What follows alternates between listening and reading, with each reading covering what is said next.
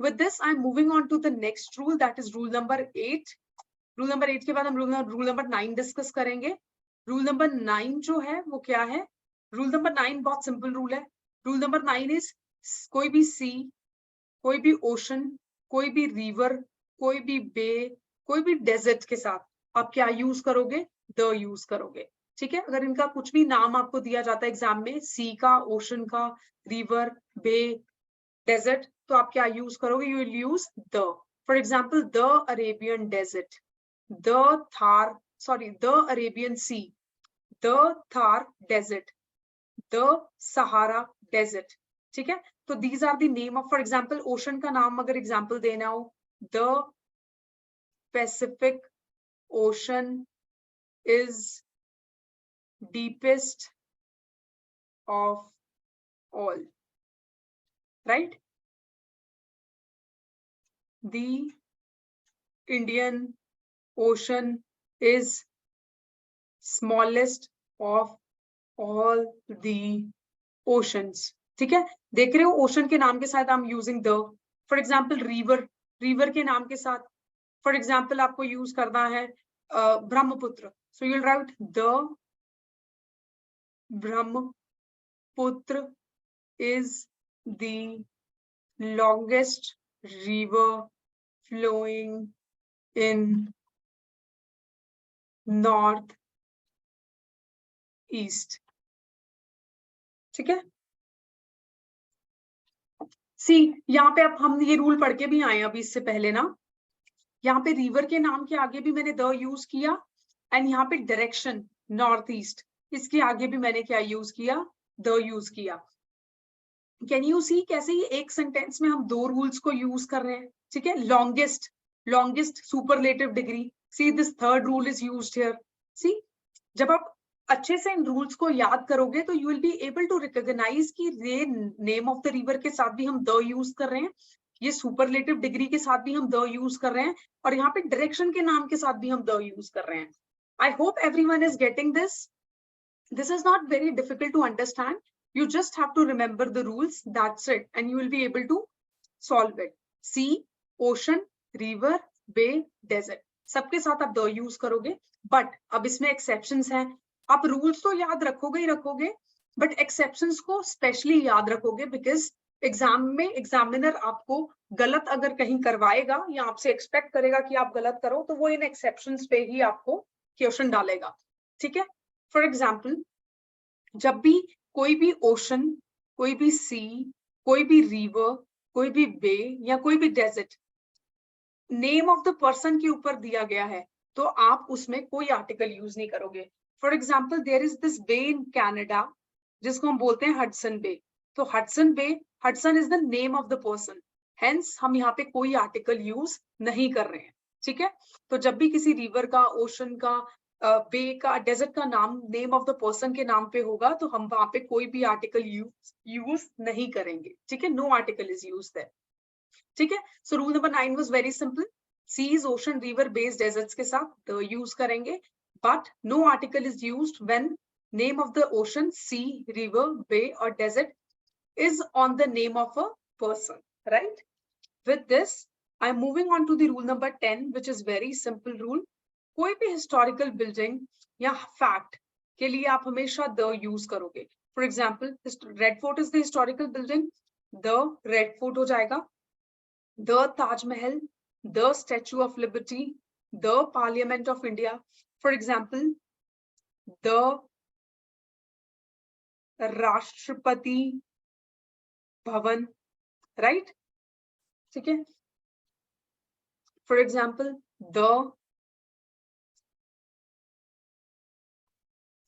Gateway of India. ठीक है. तो हिस्टोरिकल बिल्डिंग्स एंड फैक्ट्स के साथ आप हमेशा क्या यूज करोगे? द यूज करोगे. I hope I am clear. ठीक है. पहले आप लोग मुझे ना 10 सेकेंड्स लेके ये बताओ, ये जो हमने 10 रूल अभी तक पढ़े हैं, आप लोगों को समझ में आ रहे हैं? Are you getting all these rules? Yes ma'am. Are you sure सबको समझ में आ रहे हैं? आई एम श्योर कॉम्प्लिकेटेड तो नहीं लग रहा होगा आपको. मैंने बहुत सिंपल तरीके से समझाने की कोशिश की है और नोट्स को भी आपके लिए बहुत सिंपल करने की कोशिश की है.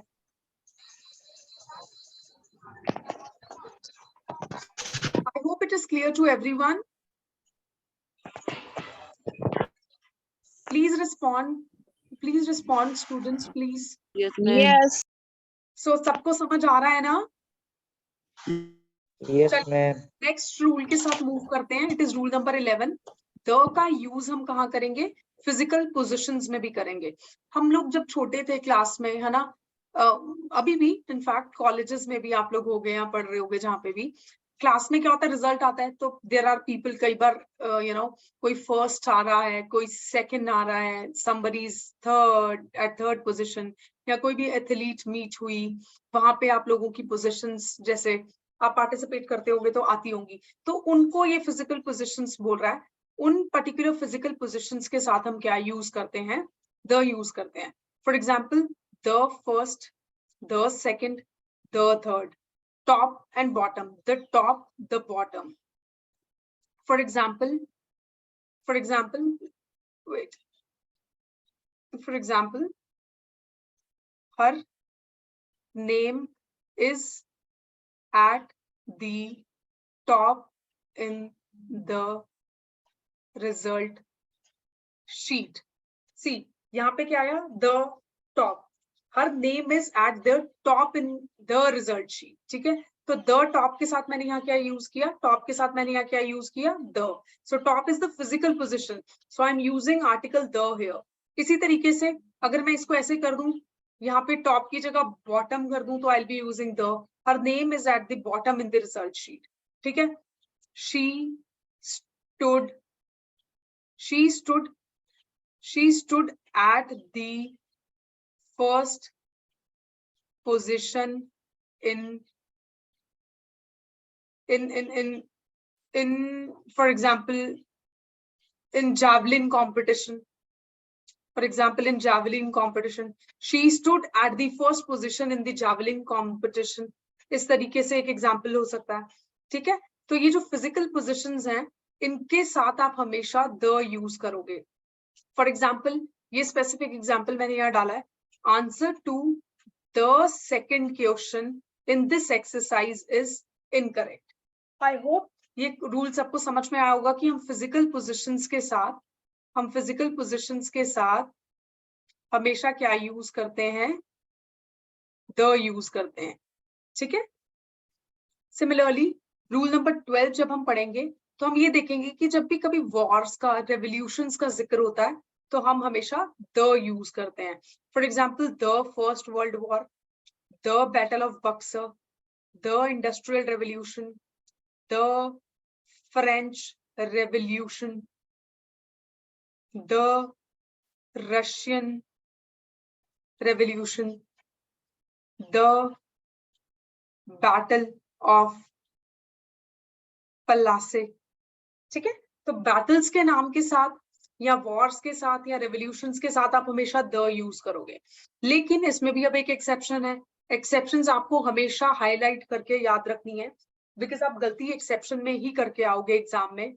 अगर कोई भी वॉर को इस तरीके से लिखा हुआ है, मतलब कैपिटल लेटर्स में शॉर्ट में रोमन न्यूमरल्स के साथ या इन वाले न्यूमरल्स के साथ शॉर्ट में लिखा हुआ है, तो आप कभी भी उस केस में कोई भी आर्टिकल यूज नहीं करोगे. ठीक है, फॉर एग्जाम्पल, अगर मैं वर्ल्ड वॉर को वर्ल्ड वॉर 1 लिखती हूँ या वर्ल्ड वॉर 1 लिखती हूँ, you will not use any article here, right? World war 2 या world war 2, you will not use any article here. आप तभी आर्टिकल द यूज करोगे उस बैटल या वॉर के साथ जब उसको इस तरीके से लिखा जा रहा है. द फर्स्ट, सी मैंने क्या बोला था? First physical position, first is the physical position. यहाँ पे क्लियर हो गया example, the first world war. ठीक है, the second world war, it could be like this also. ठीक है, तो इसके साथ आप हमेशा क्या यूज करोगे? द यूज करोगे. Okay, with this I'm moving on to the next rule. Next rule is rule number 13, and rule number 13 is as simple as rule number 12. बहुत ही simple rule है, इसमें कुछ भी नहीं है. You just have to remember the keywords, जो मैं आपको क्लास के एंड में रिवाइज भी करा दूंगी. ओके, रूल नंबर 13 बोलता है कि हेवनली बॉडीज जो हैं उनके नेम के साथ भी आपको क्या यूज करना है? द यूज करना है. For example, the sun, the earth. The earth is revolving around the sun. The sun, earth is heavenly body, तो मैंने the use किया. Sun is heavenly body, तो मैंने the use किया. ठीक है. The pole star indicates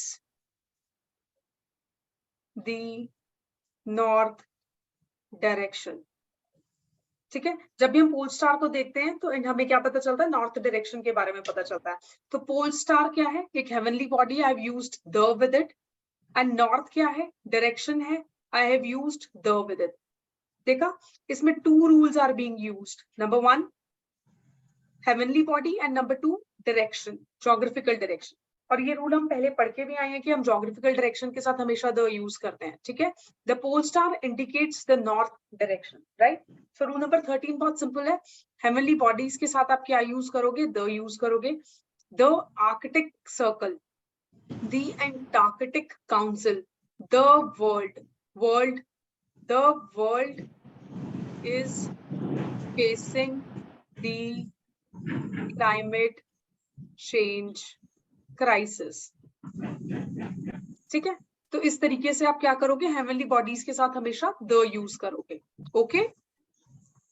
with this I am moving on to the next rule, rule number 14. Rule number 14 बोलता है कि जब भी हम प्लूरल सरनेम यूज करते हैं, फॉर एग्जाम्पल ओबरॉयज, संधूस, गोयल्स, जब भी हम plural surname, and surname could be any surname, it could be any surname. See, these are North Indian surnames and I am acquainted with North Indian surnames only, so I have put the examples here. So it could be your surname or any. लेकिन जब आप उसको plural sense में use कर रहे हैं, for example, not for one person but for the entire family when you are using it, ठीक है, तो आप उसमें क्या लगाओगे, the लगाओगे. ठीक है. What will you use? You will use the Oberois, the Sandhus, the Goyals have recently shifted to Delhi. ठीक है. तो ये क्या हो गया, the. जब भी सरनेम को प्लूरल फॉर्म में यूज किया जाएगा, यानी कि जब भी सरनेम एंटायर फैमिली को रिप्रेजेंट करेगा, तो आप उसके लिए, for example, we have, I am sorry, let me clear it. For example,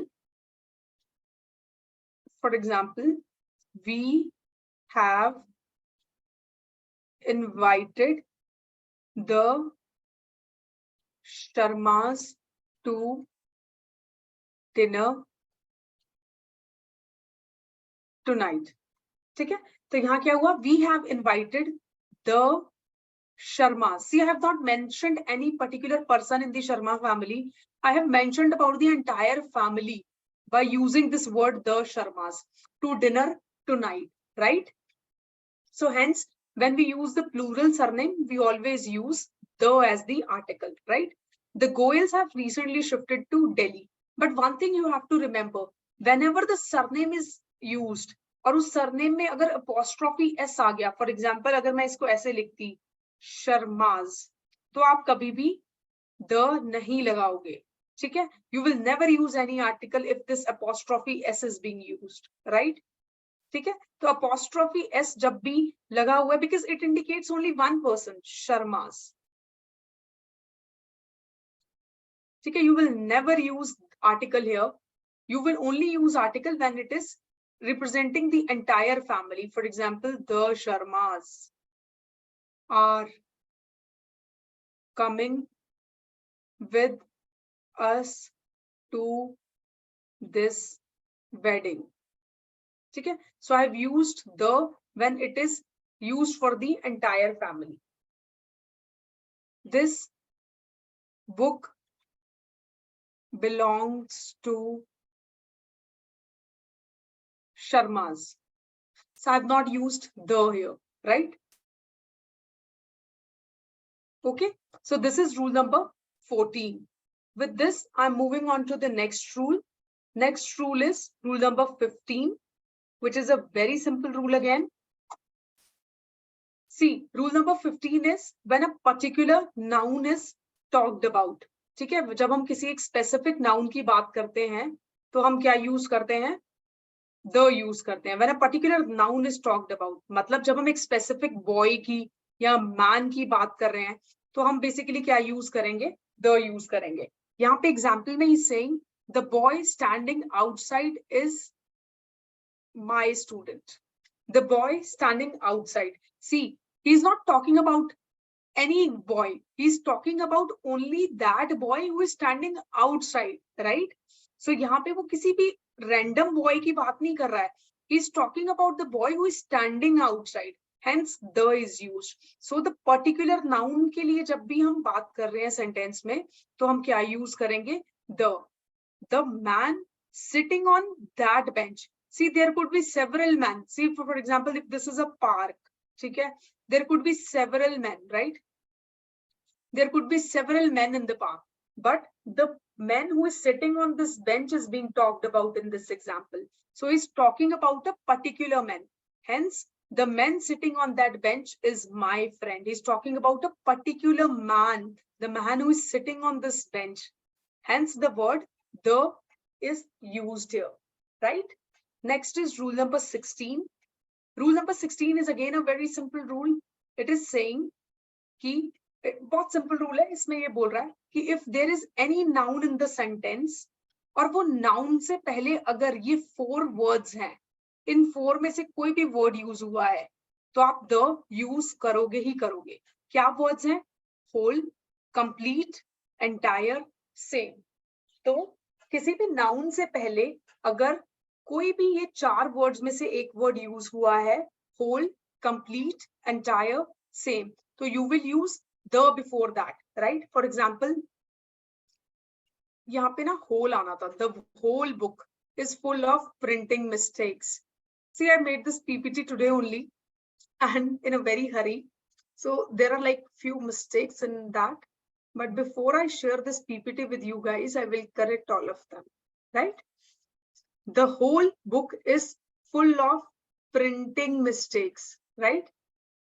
Printing mistakes, right? The complete family went for a trip. See, here word complete is used, here word whole is used. I will finish the entire syllabus in a month. The entire syllabus. Entire word is used, hence I have used the here. Same. She, he is having the same book that I had brought from a particular shop, right? So the word same is used, hence यहाँ पे मैंने article the use किया। तो rule बहुत simple है, अगर आपको किसी भी रूल में यहाँ पे किसी भी सेंटेंस में नाउन दिख रहा है और नाउन से पहले इन चारों में से कोई भी एक वर्ड दिख रहा है, you will use the. For example, book is a noun, ठीक है, और बुक से पहले एक वर्ड है होल, ठीक है, तो यहाँ पे आप द यूज करोगे। Family is a noun, family से पहले वर्ड है complete, hence you have used the here, right? Next is rule number 17. Rule number 17 भी बहुत simple है. See, we will study about pronouns as we move ahead with the syllabus, right?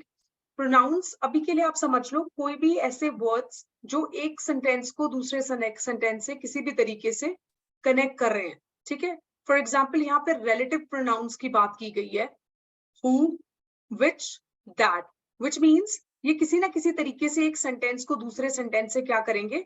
Connect करेंगे. For example, who is that boy? Who is that boy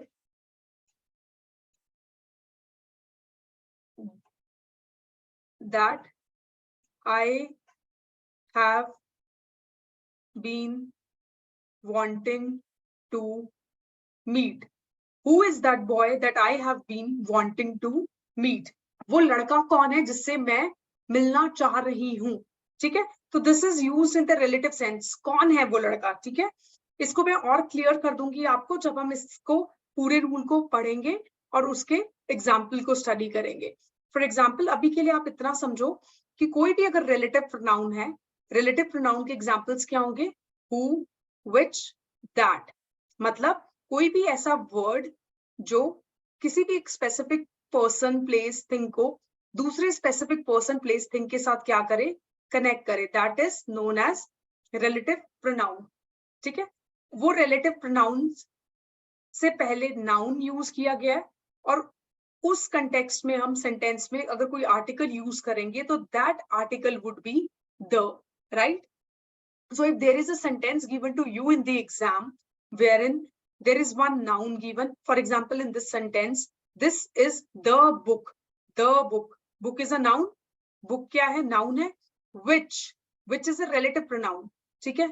इन दोनों से पहले हम क्या लगाएंगे, the लगाएंगे। This is the book which I was looking for, this is the book। अगर मैं सिर्फ इतना सेंटेंस देखूं, it means ये वो बुक है, ठीक है? This is that book which I have been looking for, which I was looking for, ठीक है? Which I was looking for, जिसको मैं ढूंढ रही थी, maybe the book was lost, ठीक है? तो this is the book which I was looking for। So this is a very simple rule wherein noun के साथ अगर कभी भी relative pronoun यानी कि कोई भी linking word used किया गया है, जो कि book के बीच में, relative इसलिए बोला गया because it is establishing a relationship between the book and me। This is the book which I was looking for, hence it is a relative। This is establishing a relationship between I and the book। This is the book which I was looking for, ठीक है? तो इस particular rule में noun के साथ जब भी relative pronoun use हो रहा है, we will always use the। For example, next example पे move on करते हैं, you will get a better understanding of it। He is the boy who stole my pen। So यहाँ पे एक boy और माई पेन के बीच में एक रिलेशनशिप एस्टेब्लिश हो रहा है, और कौन कर रहा है, हु, ठीक है? Hence it is the relative pronoun. और नाउन के साथ रिलेटिव प्रोनाउन जब भी यूज हो रहा है, आप हमेशा द यूज करोगे। He is the boy who stole my pen, ये वही लड़का है जिसने मेरा पेन चुराया, जिसने, who stole, right? So this word here is relative pronoun, this word here is noun, and when noun and relative pronoun are together, we use the as the article। okay, next is the person who is teaching us is very good। यहाँ पे person is noun, us, इन दोनों के बीच में relationship कौन establish कर रहा है, who, hence it is the relative pronoun। this is noun, this is relative pronoun। और जब भी एक sentence में noun पहले आ रहा है और relative pronoun बाद में आ रहा है, वहां पे हम कौन सा आर्टिकल यूज करेंगे, we will use the, right? I hope this is clear to everyone। ये एग्जांपल्स के साथ सबको समझ में आ रहा है? Hello, Yes. सी मैंने यहाँ पे दो तीन एग्जांपल्स इसलिए डालने की कोशिश की है ताकि मैं आपको ज्यादा एग्जांपल्स के साथ रूल्स को क्लियर कर पाऊं, ठीक है? The more examples we will study, the more exercises we will practice, we will be able to apply these rules more effectively, right? ये आपको प्रैक्टिस करना पड़ेगा, याद करना पड़ेगा, और इनको याद कैसे रखना है उसका तरीका मैं आपको नेक्स्ट क्लास में बता दूंगी। बेसिकली आपको कीवर्ड्स याद रखने हैं रूल्स के, ठीक है? आपको पूरा रूल खुद से ही याद आ जाएगा। फॉर एग्जाम्पल जैसे हमने फर्स्ट रूल पढ़ा, आपको सिर्फ इतना याद रखना है सुपरलेटिव, आपको खुद से याद आ जाएगा, ओके सुपरलेटिव, तो सुपरलेटिव के साथ द। सेकंड फॉर एग्जांपल हमने पढ़ा था directions, directions, okay direction is the word that you will remember, इसके साथ द, ठीक है? For example directions, okay for example physical positions, for example physical position, आप कीवर्ड याद रखोगे और इसके बाद आपको सिर्फ इतना याद रखना है, अच्छा okay physical position the use करेंगे। न्यूज़पेपर, न्यूज़पेपर के नाम के साथ क्या यूज करेंगे, द यूज करेंगे, ठीक है? फॉर एग्जाम्पल पर्टिकुलर नाउन की बात हो रही है तो क्या यूज करेंगे, द यूज करेंगे। फॉर एग्जाम्पल हिस्टोरिकल बिल्डिंग्स की बात हो रही है, क्या यूज करेंगे, द यूज करेंगे। फॉर एग्जाम्पल होली बुक्स की बात हो रही है, क्या यूज करेंगे, द यूज करेंगे, ठीक है? तो इस तरीके से इसको याद रखना इज वेरी इजी। हम नेक्स्ट क्लास तक जब तक इसको रिवाइज करेंगे आपको आई एम श्योर बहुत अच्छे से याद भी हो जाएगा ये सब चीजें जैसे जैसे हम पढ़ रहे हैं। So you just have to remember only one word of each of these and I am sure you will be able to make it, right? So with this I am winding up the class because I guess 1 ही घंटे की class थी, ठीक है? तो हम लोग कल मिलते हैं same time. Meanwhile आप इसको अच्छे से पढ़ो, ठीक है? I hope every one of you is noting down साथ साथ. अगर आप लोग नहीं भी नोट डाउन कर रहे हो तो मैं PPTs सर के साथ शेयर करूंगी और आप उनसे ले लेना, ठीक है?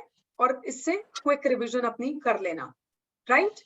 And one more request I want to make to every one of you is, अगर आपको कोई भी डाउट्स हैं या कुछ भी प्रॉब्लम आ रही है इंग्लिश में या कुछ भी कंफ्यूजन्स हैं, तो आप प्लीज क्लास के कल से 5 मिनट्स लास्ट के हम फ्री रखेंगे so that you can ask about the doubts. और आपको मेरे पढ़ाने के स्टाइल में अगर कुछ भी प्रॉब्लम लग रहा है तो please do share your feedback and let me know कि मुझे कहाँ इंप्रूव करने की जरूरत है. And I am saying this because I am teaching online for the very first time, so you guys could feel that I'm technologically, challenged. तो मेरे को उतना अच्छे से शायद नहीं आ रहा होगा Zoom and these online applications use करना. So I am quite unsound technically. So in case if you're facing any problem, let me know so that I can improve in the next class. Okay, for your better understanding, right? So okay, students. Let's meet up tomorrow and have a nice day. Thank you for having me. Thank you so much. Thank you, ma'am. Thank you, ma'am. Thank you, ma'am. Thanks you, ma'am.